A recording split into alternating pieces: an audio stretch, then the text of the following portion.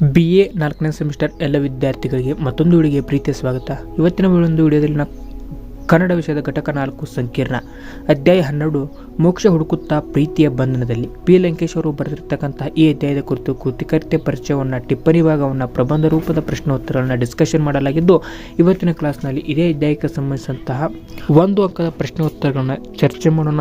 ಅದಕ್ಕಿಂತ ಮುಂಚೆ ಇದೇ ರೀತಿಯ ಹಿಂದಿನ ಎಲ್ಲ ಅಧ್ಯಾಯಗಳ ಅಭ್ಯಾಸ ಪ್ರಶ್ನೋತ್ತರಗಳು ಚಾನಲಲ್ಲಿ ಸಿಗುತ್ತೆ ಅಂತ ಹೇಳುತ್ತಾ ಎಲ್ಲವುಗಳನ್ನು ವೀಕ್ಷಿಸಿ ಅಂತ ಹೇಳುತ್ತಾ ಇವತ್ತಿನ ಕ್ಲಾಸ್ನ ಸ್ಟಾರ್ಟ್ ಮಾಡೋಣ ಬನ್ನಿ.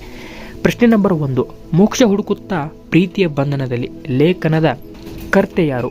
ಉತ್ತರ ಪಿ ಲಂಕೇಶ್. ಪ್ರಶ್ನೆ ನಂಬರ್ 2, ಮೋಕ್ಷ ಹುಡುಕುತ್ತಾ ಪ್ರೀತಿಯ ಬಂಧನದಲ್ಲಿ ಲೇಖನದ ತಿರುಳೇನು? ಉತ್ತರ ಬುದ್ಧನ ಮಾನವ ಪ್ರೀತಿ, ದಯೆ, ಅಂತಃಕರಣ, ಸತ್ಯ, ದುಃಖಿತರು, ರೋಗಿಗಳ ಶುಶ್ರೂಷೆ ಇವು ಮಾನವೀಯ ಗುಣಗಳನ್ನು ಪ್ರತಿಪಾದಿಸುವುದು ಎಂಬುದು ಉತ್ತರವಾಗಿದೆ. ಪ್ರಶ್ನೆ ನಂಬರ್ 3, ಬುದ್ಧ ಜನಿಸಿದ್ದು ಯಾವಾಗ? ಉತ್ತರ ವೈಶಾಖ ಶುದ್ಧ ಪೂರ್ಣಿಮೆಯಂದು. ಪ್ರಶ್ನೆ ನಂಬರ್ 4, ಬುದ್ಧನಿಗೆ ಉತ್ತರ ದೊರಕಿದ್ದು ಯಾವಾಗ? ಉತ್ತರ ವೈಶಾಖ ಶುದ್ಧ ಪೂರ್ಣಿಮೆಯಂದು. ಪ್ರಶ್ನೆ ನಂಬರ್ 5, ಬುದ್ಧ ಸತ್ಯಕ್ಕಾಗಿ ಎಲ್ಲಿ ತಡಕಾಡಿದ? ಉತ್ತರ ವಿದ್ವಾಂಸರು, ವಿಶ್ವವಿದ್ಯಾಲಯ, ದೇವಾಲಯ, ಆಧ್ಯಾತ್ಮ ಗುರು ಇಲ್ಲೆಲ್ಲ ತಡಕಾಡಿದ. ಪ್ರಶ್ನೆ ನಂಬರ್ 6, ಬುದ್ಧ ಕಂಡುಕೊಂಡ ಉತ್ತರವನ್ನು ಲೇಖಕರು ಏನೆಂದು ಕರೆಯಲು ಆಶಿಸುತ್ತಾರೆ? ಉತ್ತರ ಮನುಷ್ಯನ ದುಃಖಕ್ಕೆ ಇರಬಹುದಾದ ಉತ್ತರವೆಂದು ಕರೆಯಲು ಆಶಿಸುತ್ತಾರೆ ಎಂಬುದು ಉತ್ತರವಾಗಿದೆ. ಪ್ರಶ್ನೆ ನಂಬರ್ 7, ಬುದ್ಧ ಸಾಮಾನ್ಯ ಮನುಷ್ಯನಂತೆ ಧ್ಯಾನಕ್ಕೆ ತೊಡಗಿದ್ದು ಯಾವಾಗ? ಉತ್ತರ ಸುಜಾತ ಕೊಟ್ಟ ಊಟ ಮಾಡಿದ ಬಳಿಕ. ಪ್ರಶ್ನೆ ನಂಬರ್ 8, ಯಾವ ಪ್ರಶ್ನೆಗಳಿಗೆ ಬುದ್ಧನ ಬಳಿ ಉತ್ತರವಿಲ್ಲ?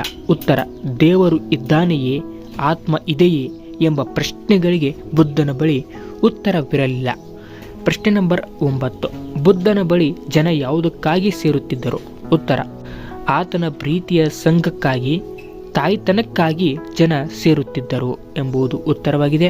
ಪ್ರಶ್ನೆ ನಂಬರ್ 10, ಬುದ್ಧ ಗಾಂಧಿ ಮನುಕುಲಕ್ಕೆ ಕೊಟ್ಟ ಕಾಣಿಕೆ ಏನು? ಉತ್ತರ ಮಾನವ ಪ್ರೀತಿ, ತಾಯ್ತನ, ಸರಳ ನೆಮ್ಮದಿ ಎಂಬುದು ಈ ಅಧ್ಯಾಯಕ್ಕೆ ಸಂಬಂಧಿಸಿದಂಥ ಅಷ್ಟು ರೀತಿಯಲ್ಲಿ ಎಲ್ಲ ಅಭ್ಯಾಸ ಪ್ರಶ್ನೋತ್ತರಗಳನ್ನು ಚರ್ಚೆ ಮಾಡಲಾಗಿದ್ದು, ಇದೇ ರೀತಿಯ ಮುಂದಿನ ಕ್ಲಾಸ್ನಲ್ಲಿ ಮುಂದಿನ ಅಧ್ಯಾಯಗಳನ್ನ ಚರ್ಚೆ ಮಾಡಿರ್ತೀನಿ ಅಂತ ಹೇಳ್ತಾ ಇವತ್ತಿನ ಒಂದು ವಿಡಿಯೋಗೆ ವಿರಾಮವನ್ನು ಕೋರ್ತಿದ್ದೇನೆ. ಎಲ್ಲರಿಗೂ ನಮಸ್ಕಾರ. ಜೈ ಹಿಂದ್, ಜೈ ಕರ್ನಾಟಕ ಮಾತೆ.